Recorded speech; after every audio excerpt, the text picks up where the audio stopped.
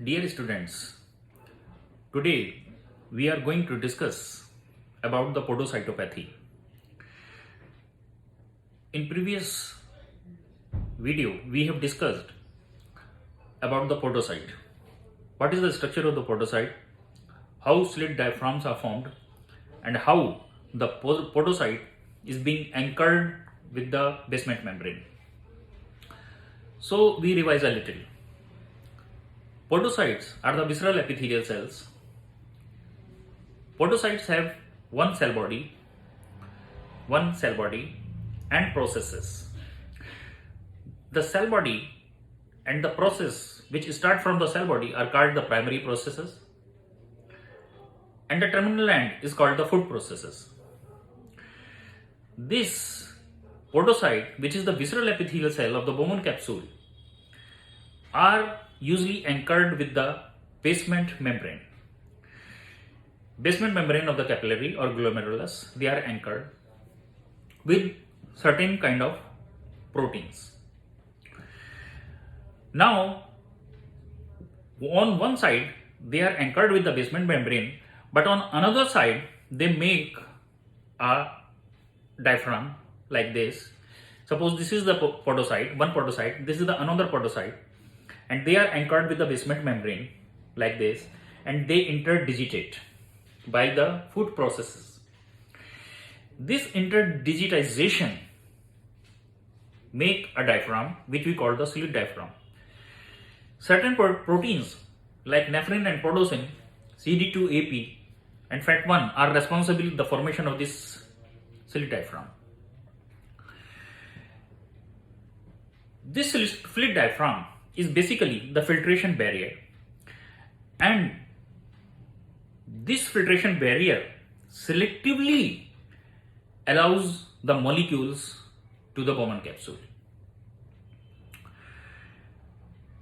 Now we talk about the podocytopathy.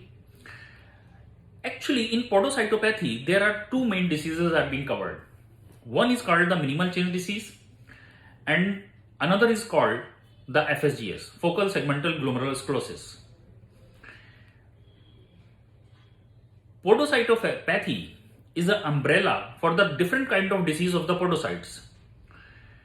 But the two important diseases which have very much clinical significance are the minimal change disease and focal segmental glomerulosclerosis.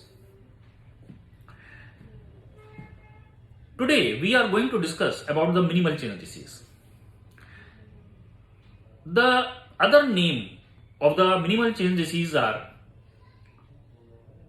lipoid nephrosis or minimal lesion. Minimal lesions and the lipoid nephrosis are the other two names for the minimal change disease, but nowadays usually minimal change disease or MCD is used. What are the causes of this disease? So if we talk about the causes of the minimal change disease, so usually MCD or minimal change disease is idiopathic. But some other causes are also found, which are called the secondary causes. So, number one, idiopathic. Number two, the secondary causes. And what are these secondary causes? Secondary causes may be, number one, allergy.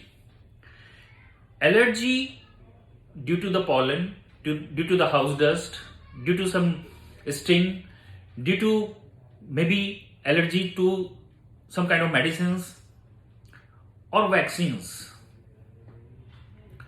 So, one is the allergy. We are discussing about the secondary causes, and one cause is the allergy.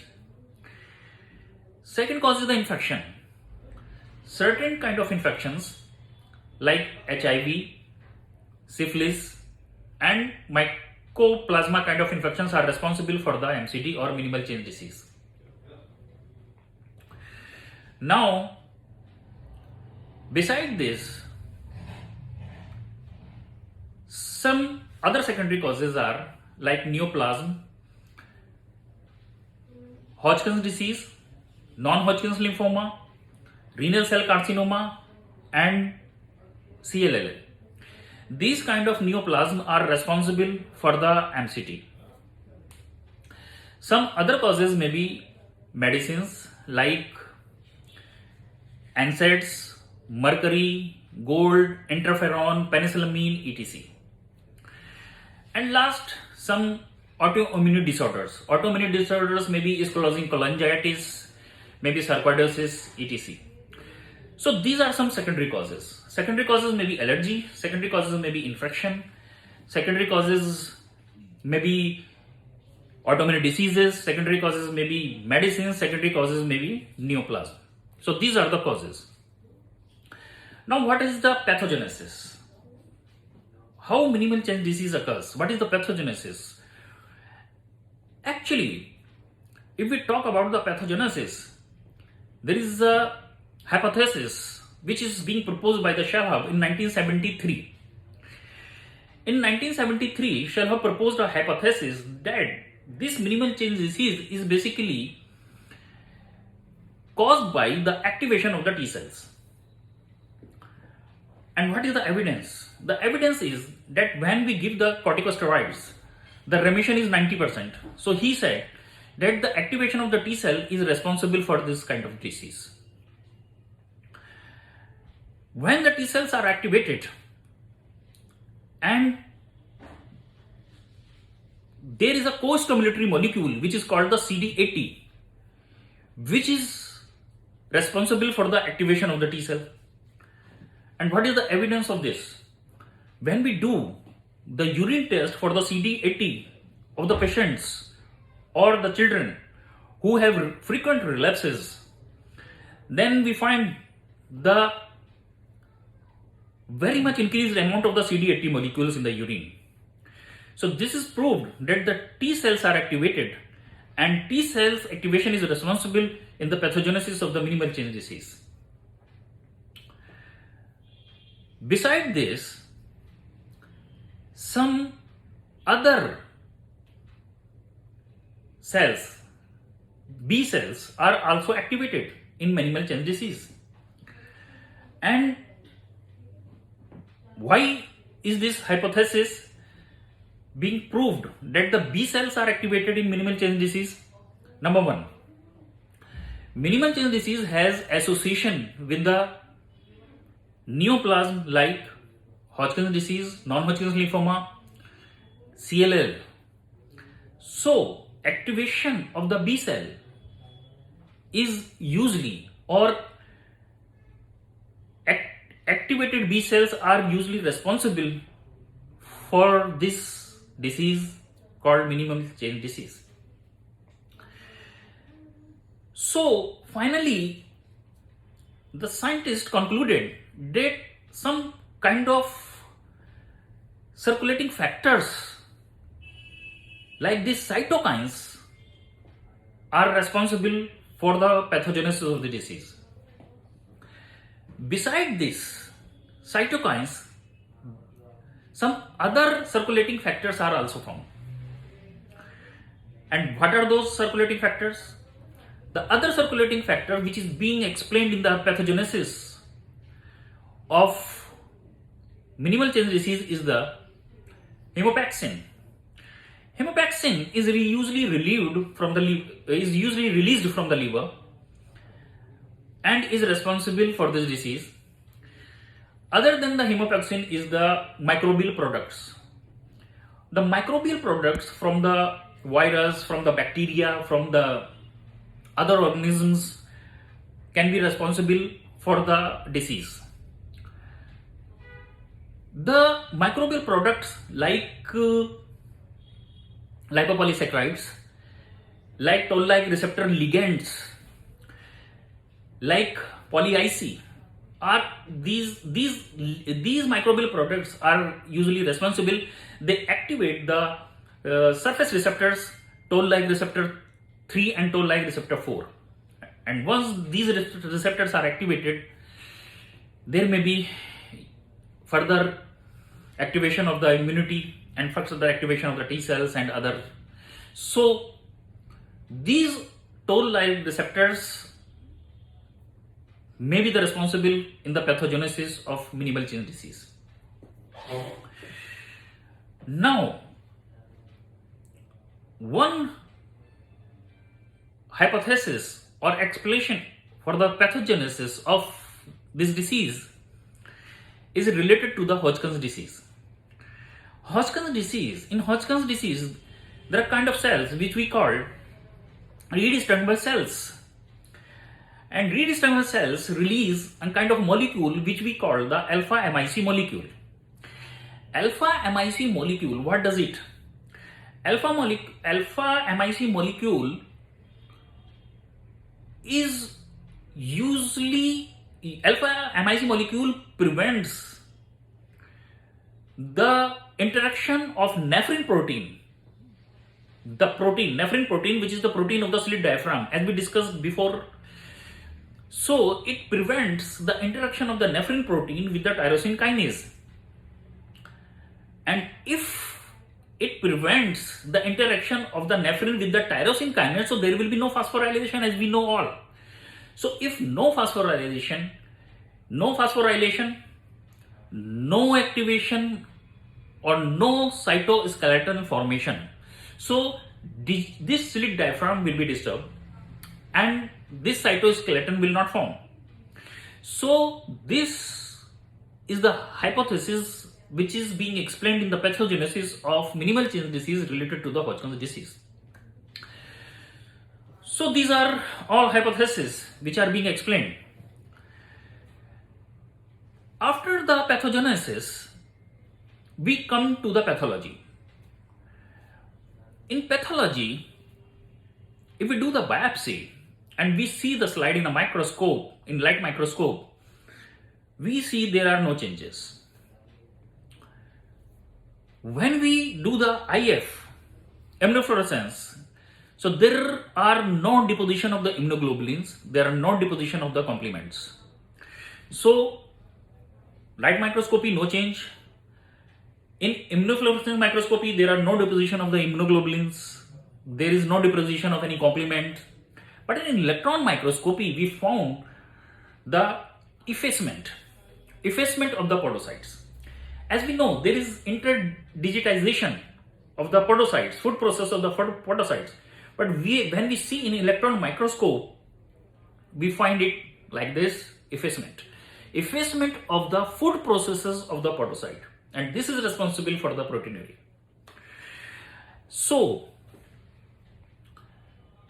this is the common finding regarding the pathology of the minimal change disease. But when we see the increased mesangial cellularity, remember, when we see the increased mesangial cellularity, and with increased mesangial cellularity, if we see the tubular atrophy and interstitial fibrosis.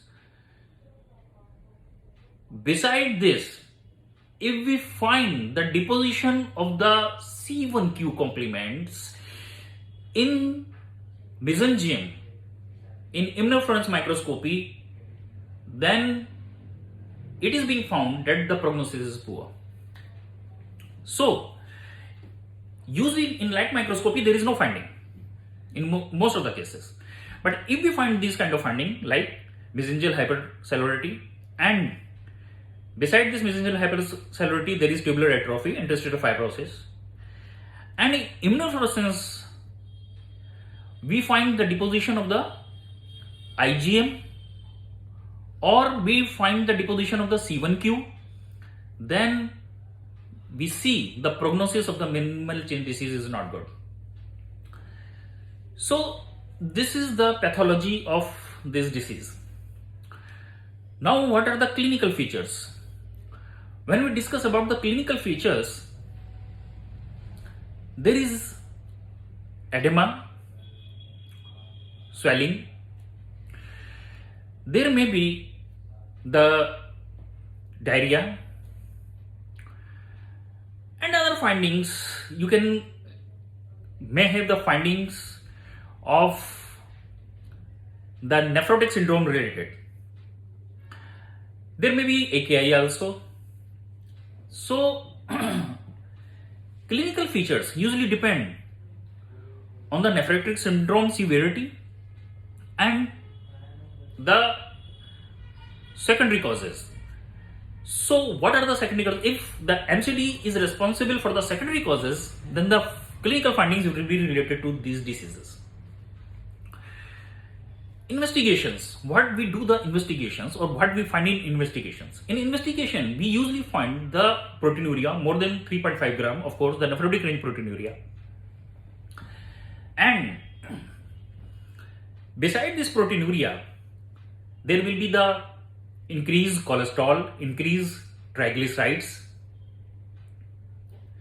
and beside this, there will be low albumin. If the disease is related to some other secondary causes, we will find the investigation accordingly. So, if there is coagulopathy, then there will be the deranged coagulation profile. So, the investigations depend on what are the secondary causes, or if there are not secondary causes, then the investigation will be related to this proteinuria and nephrotic syndrome. What is the treatment of this disease? The treatment of the disease is basically the corticosteroid. 90% of the patients usually respond to the corticosteroids. Usually corticosteroids are given for 4 to 16 weeks. And if the patients who are not tolerable to the corticosteroids, we usually give the CNIs, calcineurin inhibitors. Calcineurin inhibitors are two, the cyclosporin and tacrolimus. Now, what is the dose of the cyclosporin? First, we discuss the dose of the corticosteroid. The dose of the corticosteroid is 1 milligram to 2 milligram per kilogram body weight, maximum up to 80 milligram per day, per house. And we usually give up to 4 to 16 weeks. Now we come to the dose of the calcineurin inhibitors, the cyclosporin. If corticosteroids are not tolerated, or there may be some steroid dependency or frequent relapses, then we are supposed to come on the CNIs. So dose of the cyclosporin is 3 to 5 milligram per kilogram body weight, and usually we keep the trough level 100 to 150. We give this cyclosporin for about 1 to 2 years. The second drug is tacrolimus. The dose of the tacrolimus is 0.05 to 1 milligram per kilogram body weight, and the trough level is kept 5 to 7. And this tacrolimus is also given for 1 to 2 years.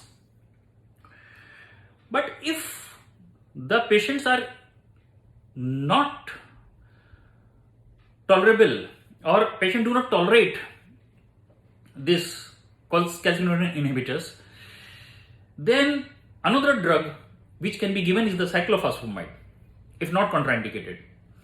The cyclophosphamide is usually given in the dose of 2 to 2.5 milligram per kilogram body weight for 4 to 8 weeks per dose, oral dose. And the next drug is the MMF, which can be given if contraindicated to other drugs. And the last, there is role of the rituximab is found in minimal change disease. So the drug of choice is the corticosteroids, and most of the patients respond to the corticosteroids. But if in any case the patient is not able to tolerate the corticosteroids, we give the calcineurin inhibitors. Calcineurin inhibitors are the cyclosporin and tacrolimus, and if not contraindicated, we usually give it for 1 to 2 years, and those we have discussed. The next drug is cyclophosphamide, or we can also give the MMF, or we can give the rituximab. So this is the treatment with some other supportive treatment. And now, what is the frequent terms which we use with the minimal change disease? With minimal change disease, we usually use some kind of terms, which number one is steroid resistance. What is steroid resistance? Steroid resistance is when we give the corticosteroids for more than 16 weeks and there is no remission. This is called the steroid resistance. Now, next term is steroid dependence. Steroid dependence is that if there are more than 2 relapses within 2 weeks on withdrawal of the steroid, if there are 2 or more than 2 relapses within 2 weeks on withdrawal of the steroids, is called steroid dependence. Another term is frequent relapsing. What is frequent relapsing? Frequent relapsing is like if 2 or more than 2 relapses within 6 months after withdrawal of the steroid is called frequent relapsing. So why are these terms used?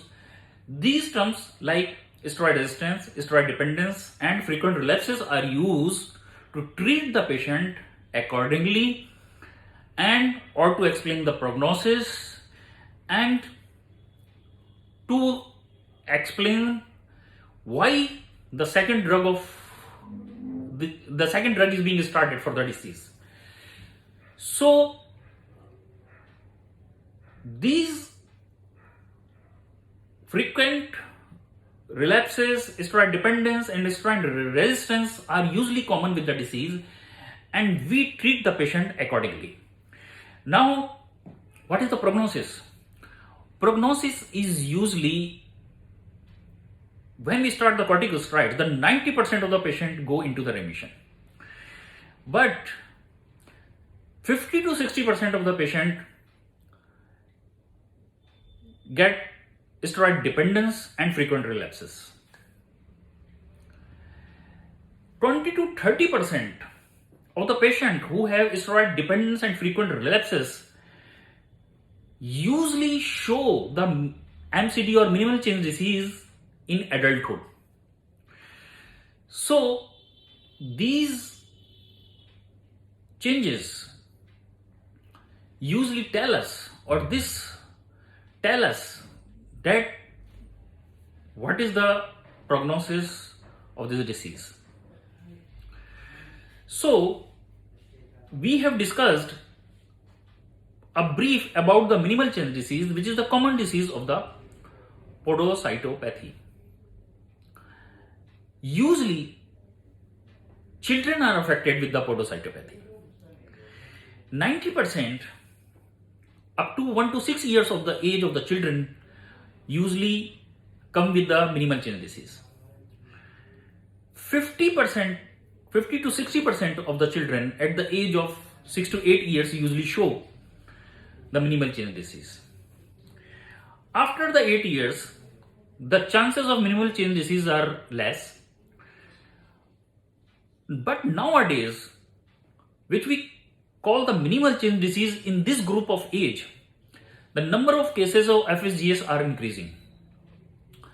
So, we usually do not go for the renal biopsy in early childhood or the disease when presents after 1 year of the age. We usually start treatment, and which is the treatment and the drug of choice is the corticosteroid. If the disease presents before first year of the age, then it should be considered the genetic cause of the minimal change disease or genetic cause of the nephrotic syndrome. If the disease presents before 1 year of the age, so there may be some genetic cause of the nephrotic syndrome. And for this, we go for the clinical exome sequencing. We do the clinical exome sequencing usually. So, minimal change disease is usually a common disease of the children, and patient usually present with the nephrotic syndrome in OPD with generalized swelling, facial puffiness, edema, with ascites, etc. So I think this is enough about the minimal change disease. So regarding minimal change disease, we have discussed number one, the causes. Causes, number one, idiopathic and some secondary causes. Secondary causes, we have discussed the infection, we have discussed the neoplasm, medicines, allergy, and autoimmune disease. Autoimmune disease like sclerosing cholangitis and sarcoidosis. So idiopathic and the secondary causes. After causes, we have discussed the pathogenesis. What is the pathogenesis? Pathogenesis are related to some kind of circulating factors. What are the circulating factors? Circulating factors are the cytokines, activation of the T cells. Other circulating factor is the hemopexin. Other circulating factor may be the microbial products which can be responsible. And after the pathogenesis, we have discussed the pathology. Usually we do not find any changes in the light microscopy. We do not find any deposition of the immunoglobulin and complement in IF. On electron microscopy, we usually found the food process effacement. This is the pathogenesis. Clinical features, we have discussed. Investigations, we have discussed. We have discussed the treatment with corticosteroids. If corticosteroids are not tolerated, then calcineurin inhibitors.